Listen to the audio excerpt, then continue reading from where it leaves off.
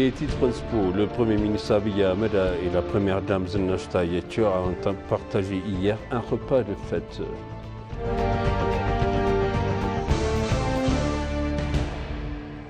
Des ambassades de différents pays et des organisations internationales à Addis Abeba ont envoyé leurs vœux pour la célébration du Noël éthiopien au Ghana.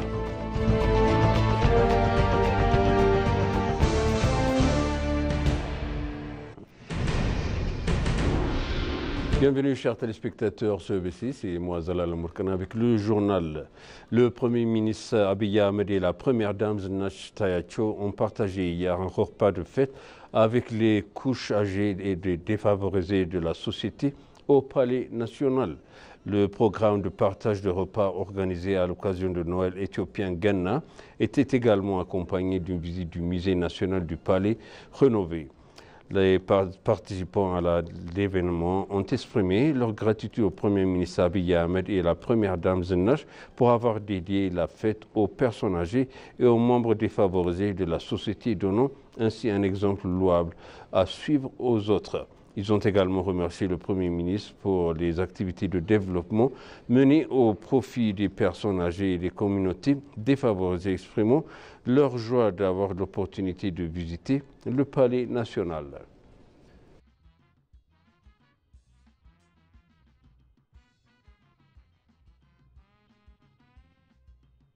Les envoyés du ministère de la Santé et des institutions responsables ont partagé un repas avec les personnes vivant à l'association caritative médicinale en présence du ministère de la Santé, Dr Magdas Daba et d'autres responsables de l'institution. À l'occasion, la ministre de la Santé, Dr Magdas Daba, a rappelé que le ministère de la Santé et les institutions responsables ont apporté divers soutiens aux personnes hébergées par le syndicat. Le fondateur et directeur général de l'association caritative macédonienne, Binyam Belé, a relaté qu'elle soutenait plus de 8 000 personnes, dont 44 succursales, dans différentes régions du pays. Il a exprimé que l'association construisait des succursales dans 15 villes.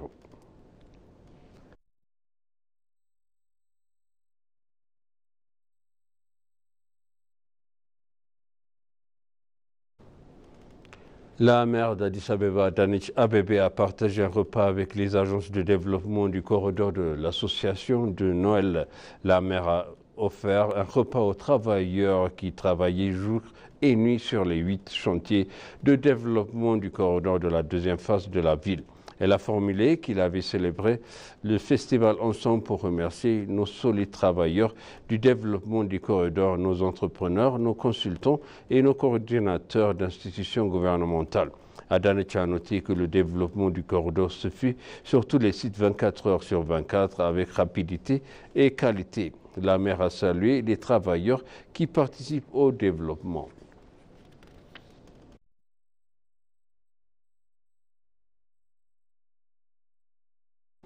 Des ambassades de différents pays et des chefs d'organisations internationales ici à Addis Abeba ont envoyé leurs vœux chaleureux pour la célébration du Noël éthiopien Ghana. Le président de la Commission de l'Union africaine, Moussa Faki Mahamat, a publié sur les réseaux sociaux « Welcome Ghana » à nos amis et collègues éthiopiens et à tous ceux qui célèbrent Noël avec tous nos meilleurs vœux de joie et de bénédiction. Le secrétaire général de l'IGA de Workana-Gabeyo a également souhaité une joyeuse célébration de Noël éthiopien. L'ambassadeur d'Israël en Éthiopie, Abraham Negoussé, a transmis ses vœux de Noël aux chrétiens éthiopiens, soulignant que les relations entre l'Éthiopie et l'Israël sont multiformes. L'ambassadeur de Djibouti en Éthiopie, Abdi Mohamed Ibi, et l'ambassadeur de Pakistan en Éthiopie, Atif Sharif, ont souhaité un joyeux Noël à tous les chrétiens. L'ambassade de Suisse, d'Allemagne, de Luxembourg, de Canada, d'Iran, d'Australie, de Belgique, de la Suède, le Danemark, le Mexique, l'Espagne, le Sri Lanka ont également adressé leurs meilleurs vœux à tous ceux qui célèbrent Ghana, le Noël éthiopien.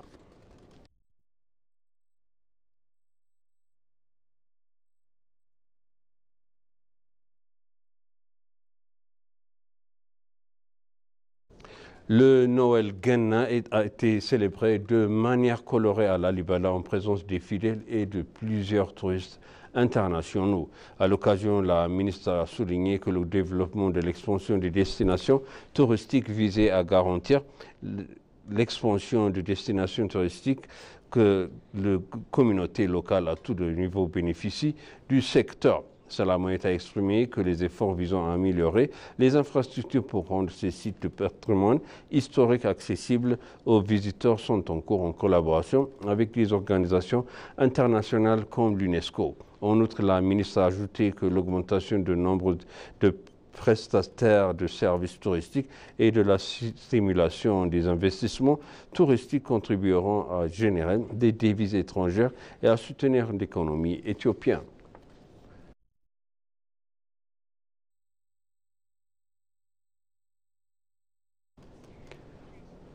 Le chef de la région d'Amara, Aragga Kabede, a déclaré que le gouvernement de la région d'Amara est prêt à contribuer à l'aide humanitaire fournie par le Comité international de la Croix-Rouge.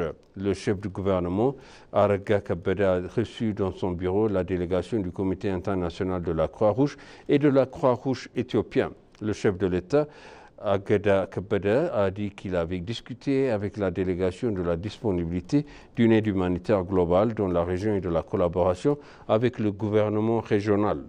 Bruce Beaver, chef de la délégation éthiopienne du Comité international de la Croix-Rouge, a déclaré que le Comité international de la Croix-Rouge avait fourni un soutien humanitaire global dans la guerre dans le Nord. Le Comité international de la Croix-Rouge et de la Croix-Rouge éthiopien ont donné leur conseil sur les questions qui rendent les services humanitaires disponibles dans la région accessible, dans l'étendue et de la quantité requis par le moment.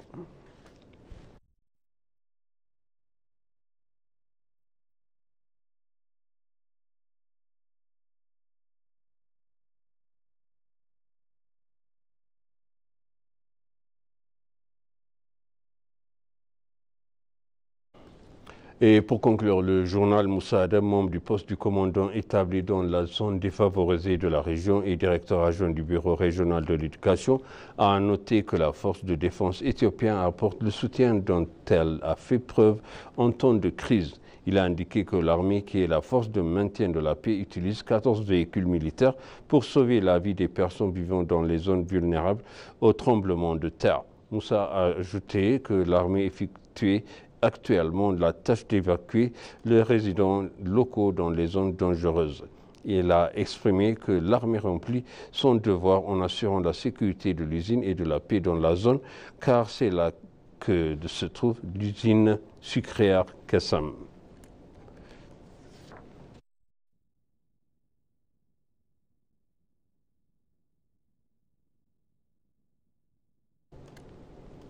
Et maintenant, je rappelle les titres principaux. Le Premier ministre Abiy Ahmed et la Première dame Zinnash Tayecho ont partagé hier un repas de fête.